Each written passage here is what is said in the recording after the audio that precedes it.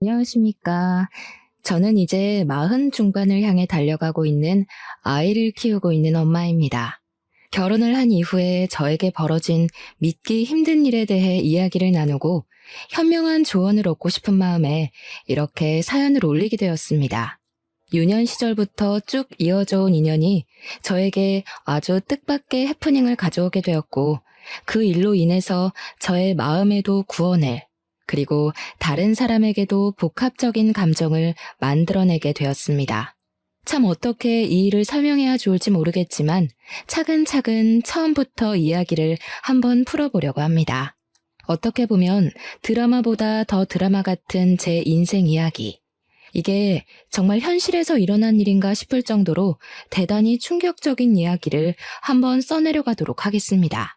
제 이야기를 듣고 여러분도 저와 같은 선상에 있다면 용기를 가지시고 본인만의 행복을 찾으시기를 바라면서 지금부터 시작하도록 하겠습니다. 저는 어릴 때 가난하진 않았지만 가난에 가까운 삶을 살고 있었습니다. 부모님께서는 집과 가까운 시장에서 작지도 크지도 않게 채소 가게를 운영하시면서 저를 키워내셨습니다. 가게를 열 정도면 나름 풍족한 생활을 하지 않았겠냐 하시는 분들도 있는데, 채소를 팔아봐야 가게 월세 내고 생활비를 제외하면 남는 돈이 별로 없었습니다. 그러니 저를 위해 부모님께서 쓸 수 있는 돈이 매우 한정적이었습니다. 물론 제가 욕심이 많은 아이는 아니었기에 화목한 가정을 이어질 수 있었습니다. 저는 부모님께서 고생하시며 벌어들인 돈을 함부로 사용하면 안 된다고 어릴 때부터 가정교육을 받았기 때문에 주어진 형편에 만족하면서 살았습니다. 우리 부모님께서는 빠듯하게 한 달을 벌어먹고 사시는 분들이었지만 없는 사람들을 늘 챙기고 도우며 사셨습니다.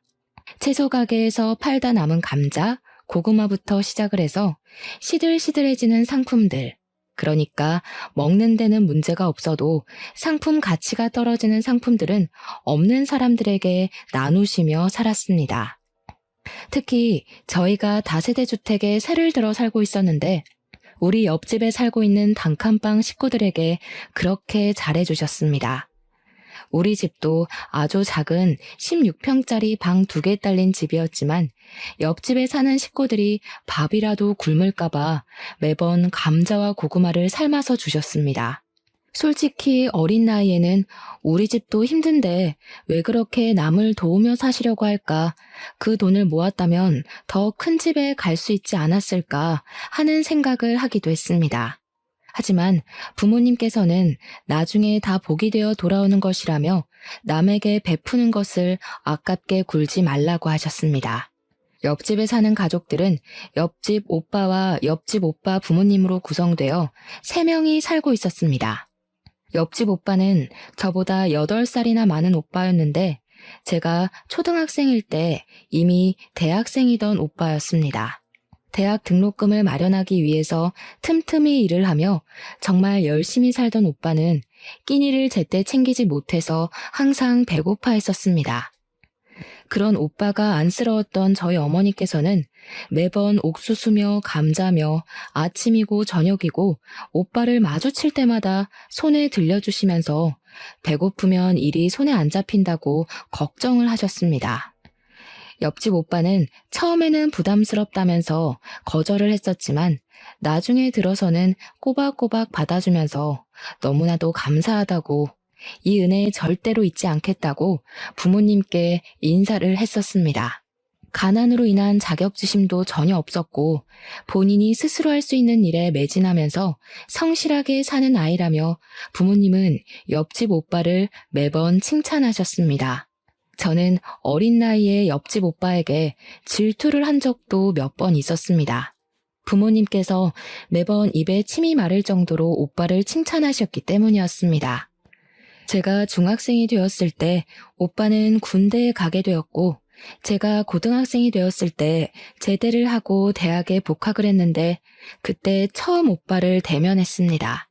어릴 때는 제가 대학에 대한 정보가 전혀 없었고 그냥 오빠가 공부를 잘하는 학생이었다는 정도만 들어서 모르고 있었죠. 알고 보니 오빠는 엄청나게 유명한 명문대 장학생으로 입학을 했던 학생이었던 것입니다. 초등학생 때는 몰랐지만 대단한 사람이었던 거죠. 고등학생이 된 제 눈에는 적어도 그렇게 보였습니다. 아무튼 오빠는 대학을 졸업하게 되었고 교수님의 추천으로 대학원에 진학을 하게 되었다고 했습니다. 그즈음 제가 수능 공부를 해야 할 시점이었는데 제가 학원을 다녔던 것도 아니고 공부에 엄청난 취미가 있었던 것도 아니라서 성적이 바닥을 기어다니고 있었거든요. 학원을 보내주겠다는 부모님의 말에 저는 무한한 고민에 빠지게 되었습니다. 학원비가 한두 푼도 아니고 부모님의 돈벌이가 넉넉한 것도 아니었으니까요. 거기다가 학원을 다닌다고 제 성적이 수직 상승할 것 같지도 않았고 학교에서 배운 공부에 충실하며 수능을 보겠다고 했지만 현실의 벽은 너무나도 높았습니다. 공부도 재미가 없고 흥미도 떨어지고 하니 손을 놓아버리게 됐고 대학은커녕 공장이라도 취직을 해서 하루빨리 집안의 보탬이 되어야겠다는 생각도 하게 되었습니다. 그렇게 고3이 되었고 저는 진로 상담에서도 갈피를 잡지 못하고 깊은 고민에 빠지게 되었죠. 근데 우연히 제 고민을 알게 된 옆집 오빠가 대학원 생활을 하며 바쁜 와중에도 저에게 개인 과외를 해주겠다고 이야기를 해주었습니다. 그동안 얻어먹은 것들이 한두 개가 아닌데 이렇게라도 보답을 하고 싶다면서 저희 부모님을 설득하기 시작했습니다. 오빠는 과외비는 필요 없다고 했고 지금처럼 배가 고플 때 옥수수도 쪄주시고 고구마도 구워주시면 그걸로 충분하다고 했습니다. 저희 부모님은 그런 오빠에게 미안해하면서도 저에게 공부를 시킬 수 있다고 하니 좋다고 하시며 과외 약속을 잡으셨습니다. 솔직히 저는 공부하기가 싫어서 부모님의 그런 결정이 못내 아쉽긴 했지만 이왕 시작한 거 열심히 한번 해보겠다고 마음가짐을 바로 잡았습니다. 그때부터 옆집 오빠에게 수학, 영어, 국어 과외를 받기 시작했는데 오빠가 정말 가르치는데 소질이 있는지 쑥쑥 문제를 짚어서 알기 쉽게 풀어서 알려주더라고요. 몰랐던 학습의 세계가 열리고 흥미가 막 붙기 시작했지만 제가 그동안 쌓아온 기초가 너무 없어서 그런지 성적이 티가 나게 오르진 않았습니다. 오빠는 많이 풀어보고 틀려봐야 실력이 느는 것이라며 저에게 숙제를 매번 내주었고 저는 학교에서 틈틈이 숙제를 풀어나갔습니다.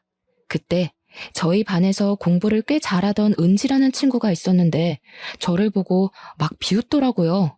와, 네가 공부하는 거 태어나서 처음 보는 것 같다, 야. 너 대학 가려고? 진심이야? 네 성적에? 너 공부 못하잖아. 괜히 돈 버리는 거 아니야? 저는 매번 제자리에 와서 이상하게 시비를 거는 은지를 싫어했습니다. 한두 번도 아니고 제가 쉬는 시간에 문제집을 풀고 있으면 언제 왔는지도 모르게 숨죽여 다가와서는 제가 공부하는 걸 비웃고 갔습니다.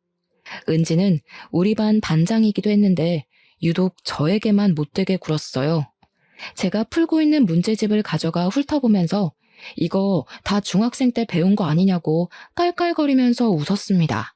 고등학교 3학년씩이나 돼서 중학생들이 푸는 문제집을 풀고 있다며 반 아이들 모두에게 저를 조롱거리로 만들곤 했었습니다.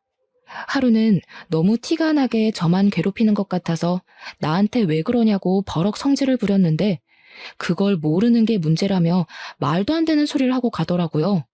그냥 제가 만만해서 괴롭히는 것 같다고 은지랑 어울려 지내는 친구들이 하는 말을 듣고는 자존심도 많이 상했습니다. 수능을 치를 때가 다가오자 이상한 긴장감으로 배가 자주 아프기도 했고 식은땀이 뻘뻘 나기도 했습니다. 그래도 1년 가까이 옆집 오빠랑 공부를 하면서 모의고사 성적도 꽤 많이 올랐기 때문에 수능날 탈만 나지 않으면 성적은 어느 정도 나올 것 같았습니다. 물론 특출나게 오른 건 아니라서 그래봐야 간당간당한 수준이긴 했습니다. 소위 말하는 인서울은 힘들 것 같았고 수도권이나 지방으로 가야 할 수준이었습니다. 그렇게 수능날이 되었고 저는 무탈하게 수능을 치렀고 학교에 옹기종기 모여서 가채점을 하기 시작했습니다. 예상했던 것보다 성적이 잘 나왔지만 아무리 생각해도 서울에 있는 4년제 대학은 가지 못할 것 같아서 조금 서글퍼졌습니다. 이럴 줄 알았으면 미리 공부를 할 걸 그랬다 하는 생각도 했고요. 명문대에 다니는 옆집 오빠가 열심히 알려줬는데 성적이 높지 못해 미안한 마음도 들었습니다. 은지는 제 옆에서 일부러 들으라는 듯이 전체 1등급이 나왔다면서 자기는 서울 명문대에 합격할 것이라고 자랑을 했습니다. 수능이 끝났으니 이제 자유라는 생각이 들어서 신나게 노느라 바빴던 어느 날 어머니께서 저에게 빨리 집으로 들어오라는 연락이 왔습니다. 잘 놀고 있는데 부른다며 투덜대며 집으로 들어갔는데 집안 공기가 이상하더라고요.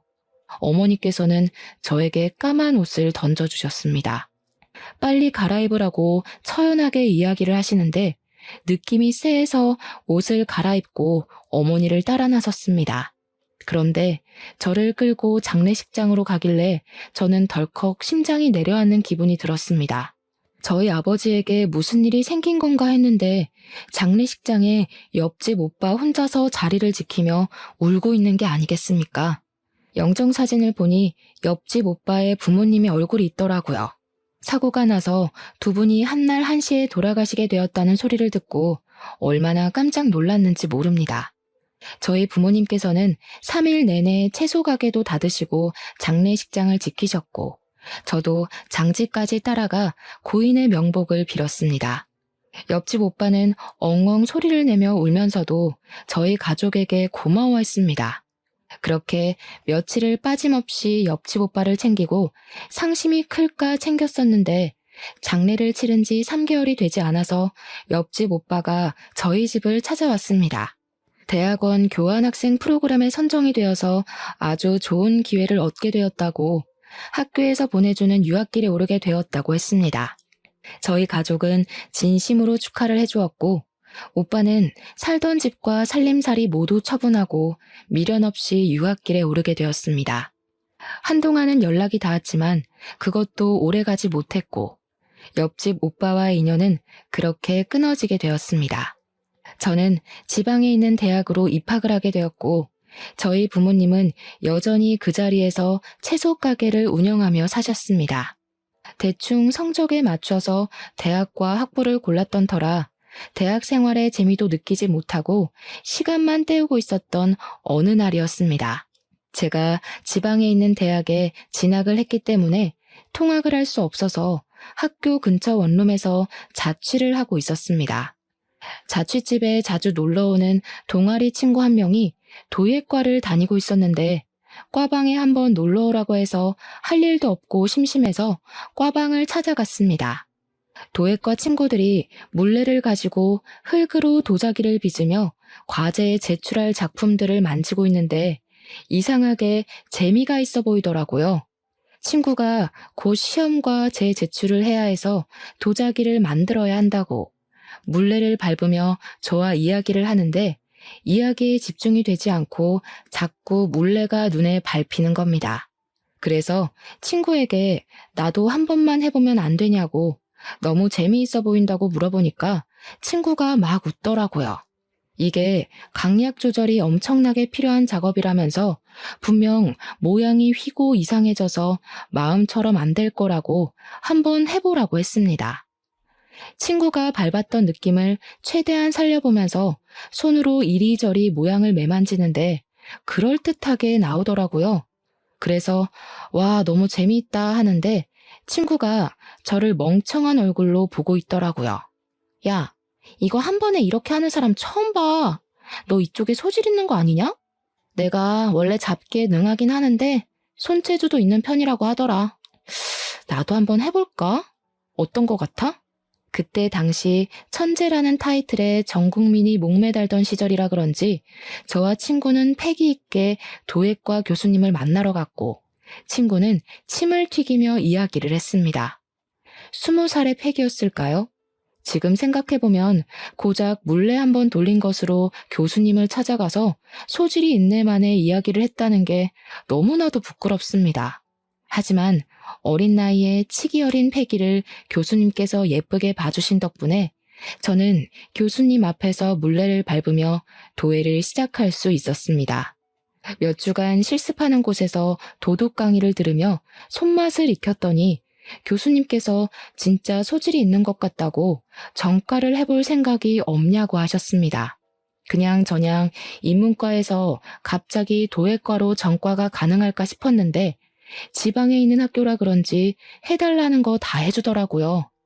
저는 얼떨결에 도예과로 전과를 하게 되었고 저희 부모님도 제 이야기를 듣고 무척이나 어이없어 하셨지만 제가 재밌다고 하니 한번 해보라고 하시고는 더 말리지 않으셨습니다.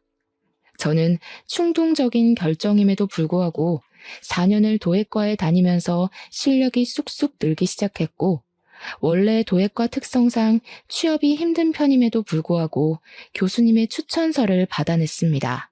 그 추천서 한 장의 위력이 어마어마하더라고요. 저는 친구들이 모두 부러워할 만한 도예가가 운영하는 회사에 취업을 하게 되었습니다. 정말 도자기를 빚는 일을 주력으로 하고 아이들이 체험을 하러 오기도 하는 커다란 화로가 있는 회사였습니다. 회사가 이천에 있었기 때문에 부모님께서는 채소 가게를 접으시고 아예 이천에 있는 작은 마을로 이사를 하시게 되었습니다. 마을 자체도 작고 조용했고 적당한 생필품을 동네 슈퍼에서 파는 그런 동네였는데 온 가족이 이주를 하게 되면서 제가 벌어오는 돈으로 생활을 하기 시작했습니다. 사실 그 돈으로 세 가족이 살기에는 조금 빠듯하긴 했습니다. 그런데 정말 하늘이 도우신 건지 우리 부모님이 나눠 살던 복이었는지 그 마을 바로 옆에 큰 도로가 생기고 대기업 회사가 들어오게 되면서 농사나 지을까 하고 서울에 있던 모든 걸 정리한 돈으로 산 땅값이 어마어마하게 올랐습니다. 정말 20배 가까이 땅값이 오르는 덕분에 저희는 바로 그 땅과 집을 팔고는 회사와 조금 더 가까운 위치에 시내의 아파트를 구매하게 되었습니다. 갑자기 큰 돈이 생기니 어안이 벙벙했지만 허투루 쓰지 않고 우리 세 가족이 평생 아끼며 살자고 손가락 걸고 약속을 했습니다. 부모님께서는 남을 도우며 살아서 얻게 된 복이라고 참으로 좋아하셨습니다. 도예 회사에 다니면서 남들보다 더 땀을 뻘뻘 흘려가며 일을 했는데 사실 도예가로서의 삶이 참 힘듭니다. 월급도 적은 편이고요. 제가 이천에서 계속 일을 하면서 잘하는 건 흙을 빚는 일뿐이라 대기업 같은 데에 입사를 해서 화장품 케이스를 만들고 하는 일이 더 낫지 않나 하는 생각이 들더라고요. 정통 도예 일만 해서는 먹고 살기가 빠듯하다고 느껴졌기 때문이었습니다. 거기다가 대기업이 줄줄이 이천에 공장을 지으면서 저희 도예 회사 옆에도 대기업 반도체 회사가 들어오게 됐는데 사원증을 걸고 있는 회사원들 보니까 멋있더라고요.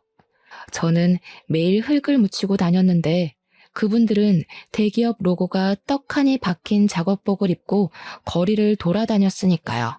하루는 제가 회사 근처 카페에서 커피를 마시고 있었는데 어떤 남자가 저에게 오더니 아주 수줍게 휴대폰 번호를 알려줄 수 있냐고 물어보더라고요.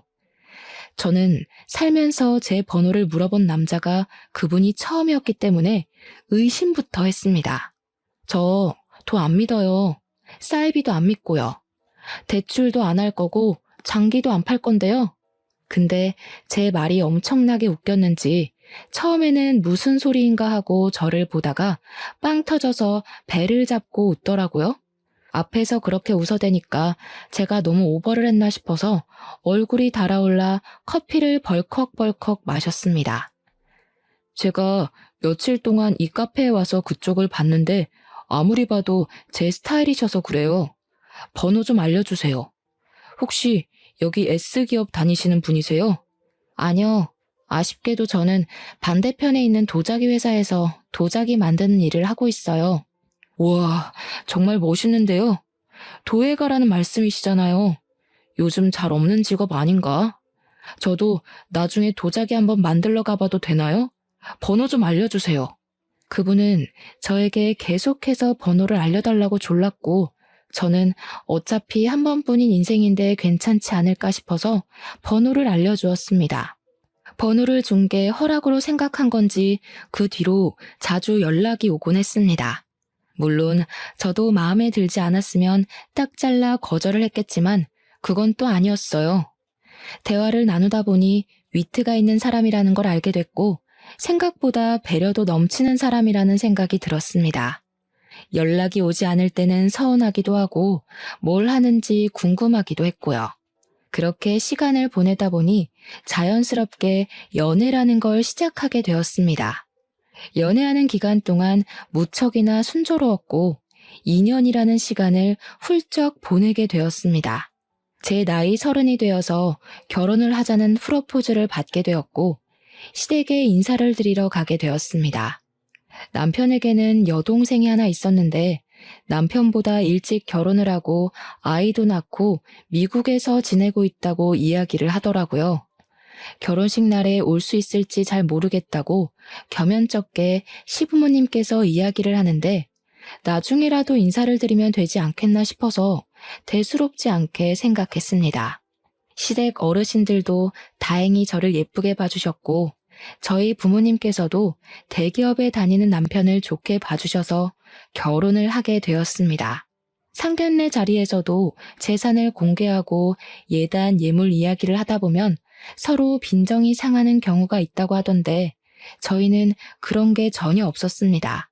평생 봉사를 하며 남을 위해 살아온 저희 부모님과 시부모님의 대화가 무척이나 잘 통했고 집안 가훈이나 분위기도 비슷해서 걸림돌이 될 게 없었습니다. 시부모님은 탄탄대로를 살아오신 분이라 평생을 봉사하며 살아오신 저희 부모님께 진심으로 존경한다고 이야기를 하셨습니다. 우리 부모님께서는 가방끈이 짧은 저희 가족을 대단한 사람인 양 봐주셔서 감사하다고 대답을 하셨고요. 훈훈한 분위기에서 상견례 자리가 끝나게 되어 가슴 졸일 일은 없었습니다. 무엇보다 남편이 명문대를 졸업하고 대기업을 다니고 있었기에 제가 부족해 보일지도 모른다고 생각했는데 시부모님은 그런 걸 전혀 생각하지 않는 분이셨습니다. 훈훈한 자리 끝에 결혼식 날짜가 다가오게 되었고 참석이 불투명하다고 했던 신우도 결혼식 당일에 드디어 만날 수 있었습니다. 신부 대기실에 찾아와서 저에게 인사를 하는데 신우와 저 둘 다 얼굴이 굳어지고 말았습니다. 신우라고 인사를 한 사람이 다름 아닌 고등학교 시절 저에게 계속 시비를 걸던 우리 반 반장, 은지더라고요. 그날 화사하게 웃기만 해야 할 제 얼굴에서 미소가 사라지게 됐습니다. 은지도 저도 둘 다 똥 씹은 얼굴로 인사를 하게 되었죠. 은지 때문에 결혼을 파투내는 건 말이 되지 않으니 저희는 그날 결혼식을 어영부영 잘 올리고 바로 신혼여행길에 올랐고 여행을 마친 뒤 귀국을 했습니다. 시댁에 인사를 드리러 갔는데 당연히 미국으로 돌아갔을 거라고 생각했던 신우가 떡하니 시댁에 있더라고요. 시댁 분위기는 이상하게 살얼음판이었고요. 이게 무슨 분위기인가 싶었는데 신우가 폭탄을 제대로 터뜨렸더라고요. 나 이혼하고 한국으로 아예 들어오게 됐어. 우리 아들도 당연히 한국에서 내가 키우기로 했고 당분간은 시댁에서 지내려고. 글쎄 우리 남편이 노란머리 여자랑 바람을 피웠지 뭐야?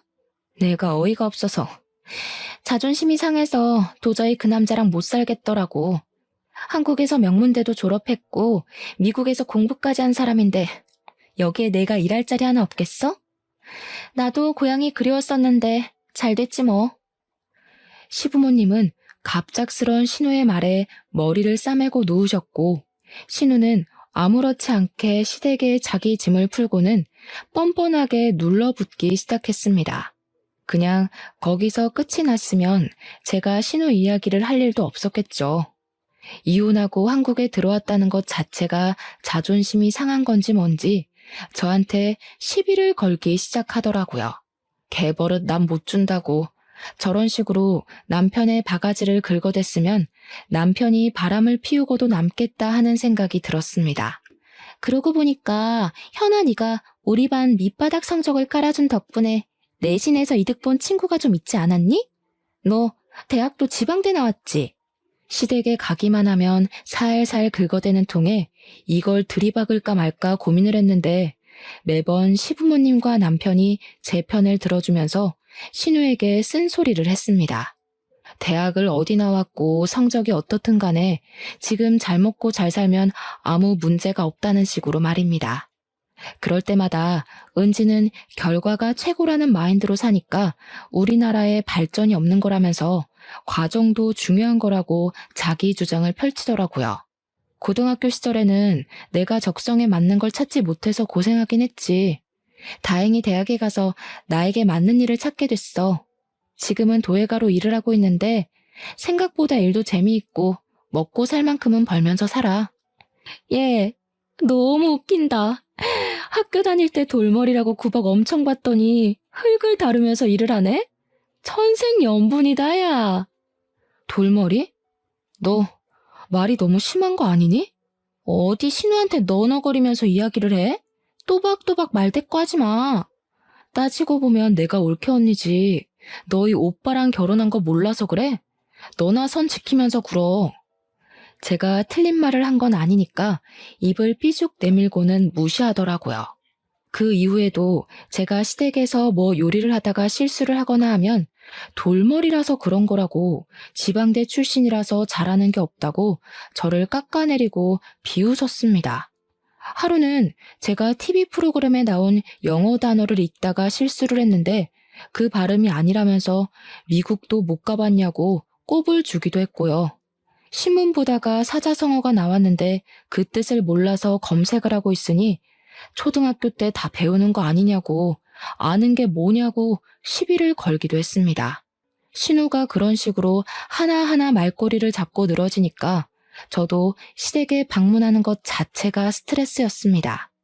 아들과 함께 한국으로 돌아온 신우는 5살밖에 안 된 시조카의 교육에 열을 올리고 있었습니다. 때마침 제가 그즈음 임신을 하게 되었고 양가의 어마어마한 축하를 받게 되었습니다. 신우는 저에게 일찌감치 아이 교육을 어떻게 시킬지 정해야 된다면서 자기를 보고 배우라는 식으로 말을 하더라고요. 근데 저는 생각이 조금 다르긴 했습니다. 공부를 아무리 해봐야 적성에 맞는 일을 찾는 게 더 중요하다는 생각을 했거든요. 제가 친구를 따라 과방에 놀러 가지 않았더라면 제가 과연 도예가의 길을 걸을 수 있는 기회가 있었을까요? 저는 공부가 전부라고 생각하지 않았습니다.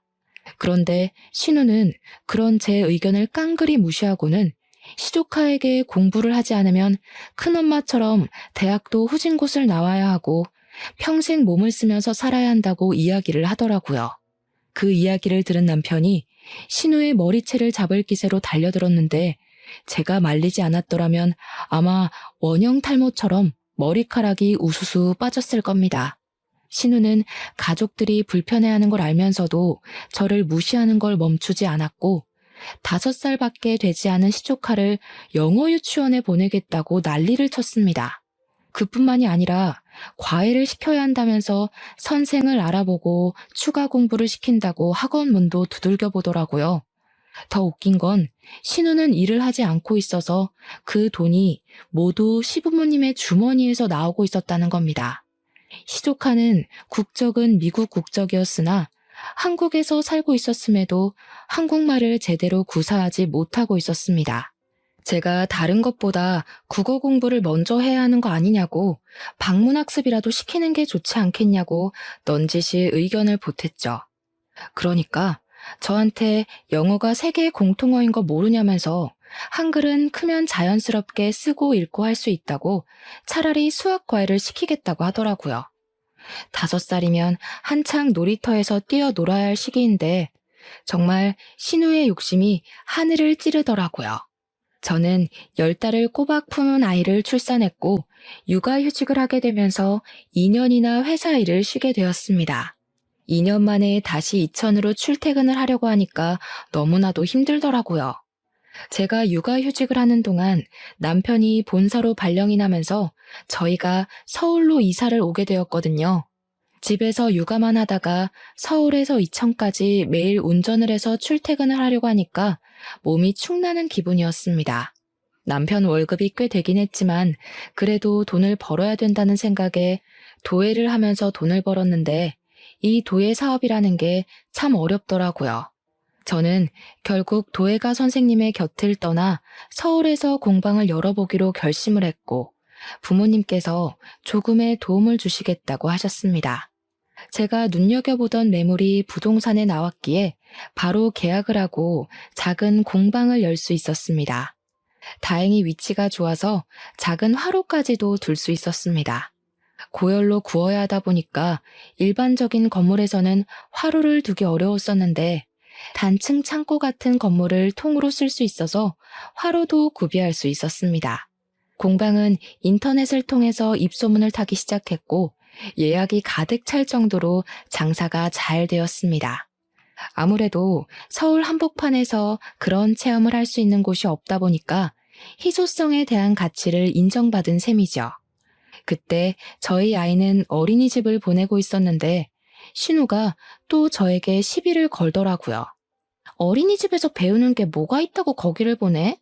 적어도 영어 유치원 정도는 보내줘야지. 벌써부터 수준 차이가 나기 시작하잖아. 올케가 지방대를 나와서 그런가? 지방대 나온 친구들은 그냥 어린이집을 보내나 봐? 내 대학 친구들은 죄다 영어 유치원을 보내던데. 우리 조카 불쌍하네. 공부를 잘해야 하는데 엄마 닮았으면 티가 딱 나겠다. 공부하는 것보다 경험이 더 중요하다고 생각해서 굳이 어릴 때부터 스트레스 주고 싶지 않은 거야. 각자 자식을 교육하는 방법이 있으니까 그런 소린 하지 말았으면 좋겠어. 더군다나 시조카와 우리 아이의 나이 차이가 5살이나 나다 보니까 당연히 배우는 속도나 쌓여있는 지식도 차이가 날 수밖에 없는데도 비교를 하더라고요.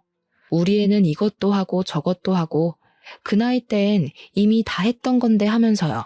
당연히 초등학생의 시조카와 아직 영유아인 우리 아이가 같은 수준이면 문제가 되지 않겠습니까? 지 잘난 맛에 제 말은 하나도 듣지 않고 씹으려 되는데 저도 나중에는 해탈이 되는 건지 전부 다 무시하게 되더라고요. 신우는 시조카가 16살이 되었을 때 대학 시간 강사 일을 하게 되어 나름 교수라며 어깨에 힘을 주고 다니기 시작했습니다.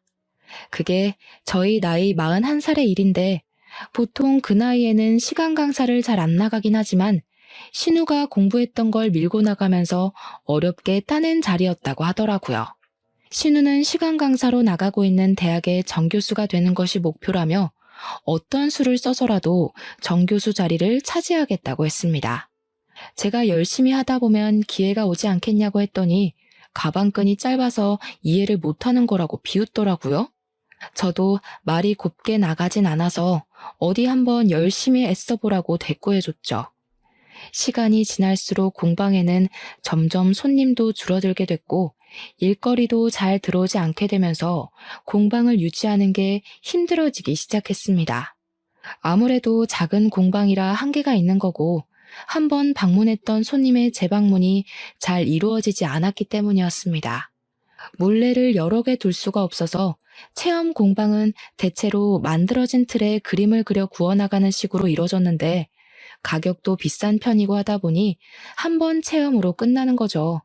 취미반 수업을 해도 인원을 많이 받을 수가 없고 기초를 배우고 나면 심화 과정까지 하려는 사람이 없어서 운영이 점점 힘들어졌습니다. 그래도 남편이 대기업을 다니고 있으니 배가 고를 일은 전혀 없었지만 제 일이 잘 안 풀리니까 스트레스를 받긴 하더라고요. 공방이 서울에 있다 보니 월세도 만만치 않았고 무엇보다 손님이 많아야 하는데 그러질 못하고 파리만 날리는 경우도 있으니 앓는 소리가 절로 나오더라고요. 제가 힘들어한다는 걸 알았는지 신우는 시조카에게 저의 험담을 하고 있더라고요. 큰엄마가 공부를 못해서 저런 일을 하는 거라고 돈도 못 벌고 힘들어하지 않냐면서 공부를 잘해야 뭘 해도 편하게 먹고 살 수 있는 거라고 말입니다. 본인이 공부의 끈을 놓지 않고 열심히 한 덕분에 나이를 먹어서도 안정적인 교수 일을 하고 있지 않냐고 하는데 웃기더라고요. 정교수도 아니고 시간 강사 일을 하고 있으면서 교수 타령을 하는 것이 자격지심처럼 느껴지고 나중에는 안쓰럽기까지 하더라고요. 애써 무시를 하며 지내고 있었는데 하루는 신우에게서 급하게 저에게 연락이 왔습니다. 학교에 제출을 해야 할 서류를 두고 갔는데 그 자료가 정직원 채용 원서에 꼭 필요한 것이라면서 저에게 가져다 달라고 하더라고요. 시부모님은 지방으로 골프 여행을 가신 터라 제일 움직이기 쉬운 저에게 부탁을 해왔습니다. 처음으로 신우가 저에게 고분고분하게 말을 하며 계속 부탁한다 빌빌 기길래 한번 도와주자 싶어서 서류를 찾아서 신우가 일하는 대학으로 찾아갔습니다. 자료를 받자마자 돌변하더니 이런 일에는 쓸모가 있어서 다행이라고 말을 하더라고요. 진짜 어이가 없어서 서류를 찢어버리고 싶었습니다. 이럴 때는 자존심 같은 거 세우지 말고 그냥 고맙다고 말해야 하는 거 아니야? 어머, 너 나한테 고맙다는 소리가 듣고 싶었던 거니? 자존심 세우기는 무슨... 내가 너한테 그런 거 세워서 뭐 한다고 그래. 네가 어디 대기업이라도 다녔으면 내가 너한테 이런 부탁 못 했겠지. 얼마나 다행이니? 네가 공부를 못해서 한가롭게 공방이나 운영하면서 사니까 이런 부탁도 들어주고 내가 이 은혜는 평생 잊진 않을게.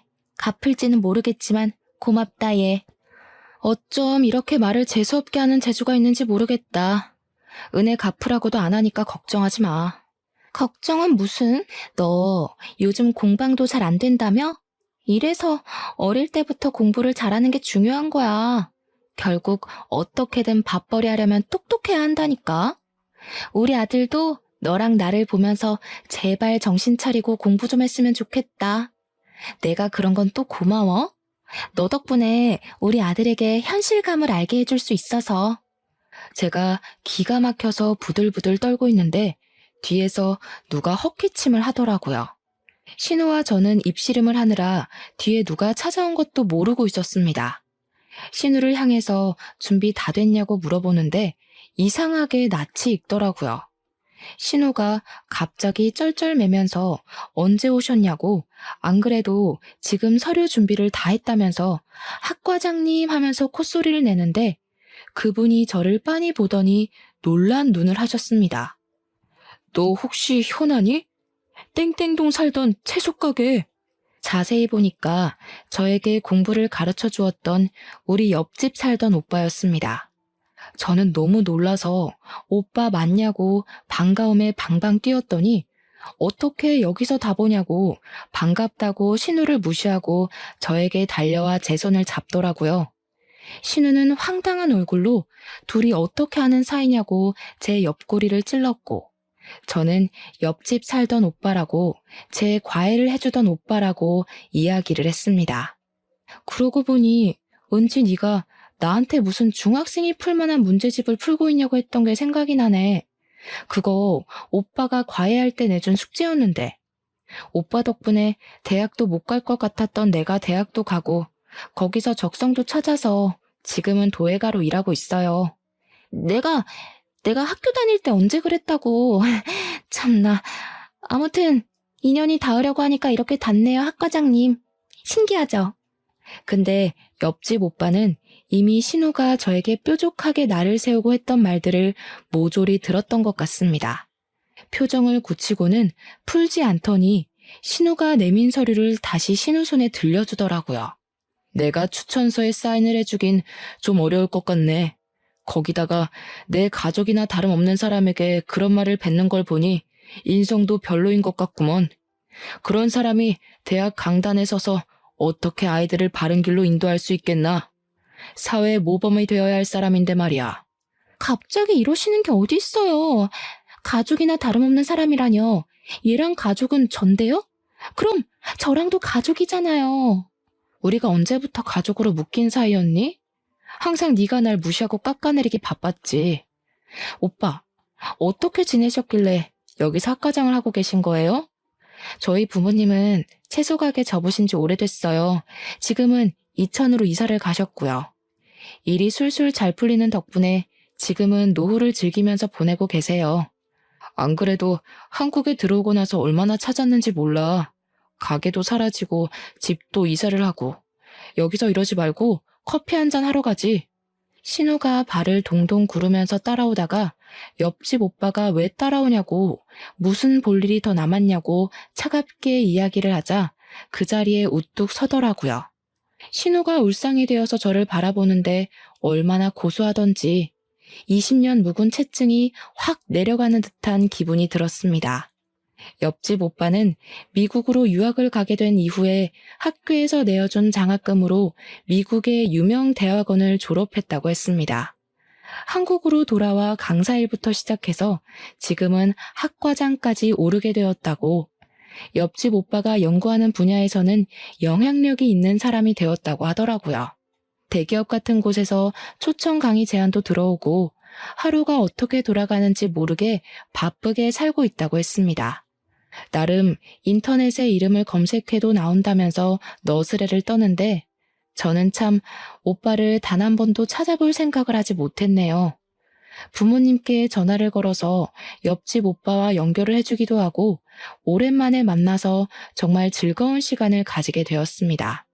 그날 이후 신우는 정교수가 되지 못했다면서 저를 원망하기 시작했고 도를 넘어서는 바람에 시댁에서도 구박덩어리가 되었습니다. 당연히 다니던 학교 시간 강사 일에서도 밀리게 되어서 백수나 다름없는 인생을 살게 되었습니다. 저에게 히스테릭하게 굴 때마다 시부모와 남편이 옆에서 제 편을 들어주니 신우는 점점 망가지고 말았습니다. 신우는 모든 스트레스를 시조카에게 풀기 시작했고 문제를 하나라도 틀리면 너 죽고 나 죽는 거다 하면서 시조카를 압박하기 시작했습니다.